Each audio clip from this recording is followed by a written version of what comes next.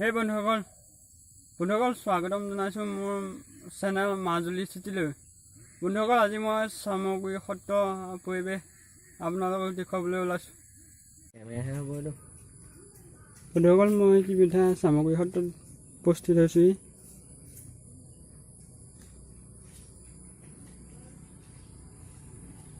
ভিতৰলৈ যাওঁ।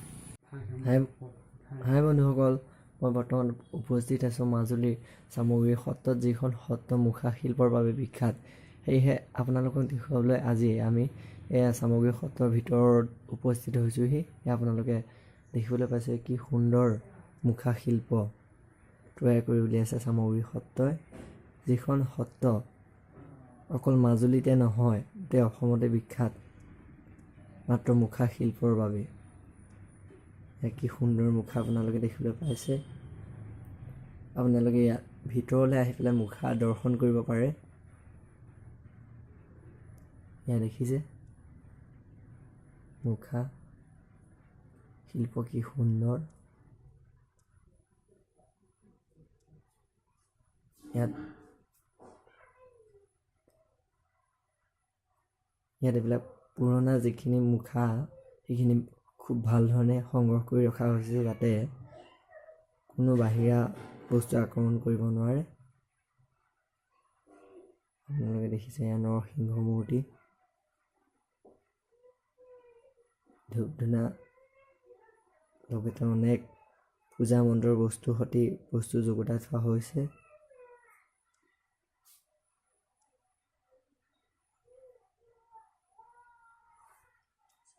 দেখিছে ইয়াত বহিবলৈ আসন পাতি থোৱা হৈছে, যিহেতু বহুতো দৰ্শক আহি ইয়াত মুখাবিলাক দৰ্শন কৰিবলৈ পায়। বহুতো সুবিধা ইয়াৰ লগত জড়িত হৈ আছে।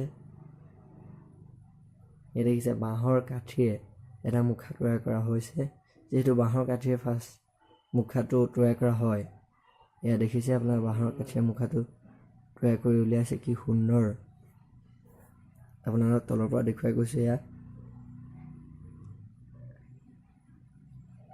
এয়া সৰু ডাঙৰ সকলো মূৰ্তি ইয়াত সংগ্ৰহ কৰি ৰখা হৈছে। আপোনালোকে দেখিছে ইয়াত প্ৰয়াত ধৰ্মকান্ত গোস্বামী প্ৰতিমূৰ্তি এখন চিত্ৰ স্থাপন কৰি ৰখা হৈছে।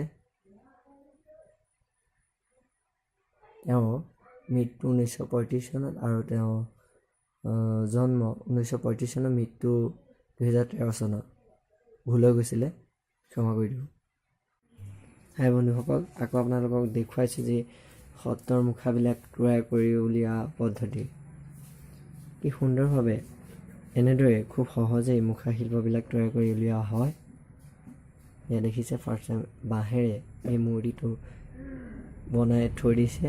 তাৰ লগত আৰু বস্তু যিহেতু সংযোগ কৰিব, তেতিয়া মুখাটোৰ ভাল এটা চৰিত্ৰ লৈ উঠিব। এয়া দেখিছে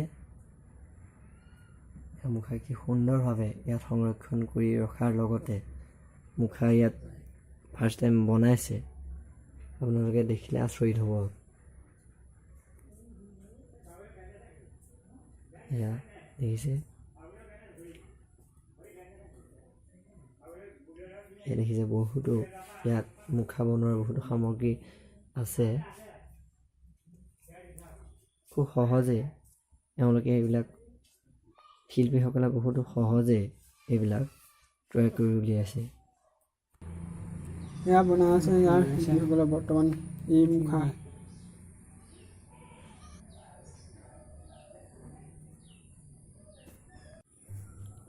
সেই বন্ধুসকল, এয়া নামঘৰৰ বেৰত অংকন কৰা আছে। আপোনালোকে নিশ্চয় দেখিছে।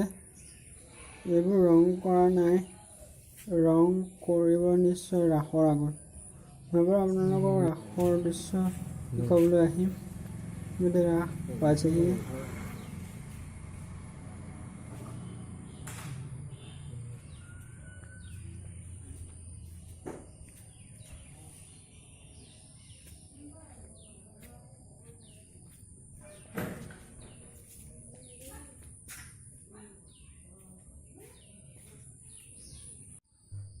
বন্ধুসকল আজিলৈ ইমানেই। ভিডিঅ'টো যদি ভাল লাগিছে লাইক কৰক, শ্বেয়াৰ কৰক, লগতে মোৰ চেনেলটো ছাবস্ক্ৰাইব কৰক।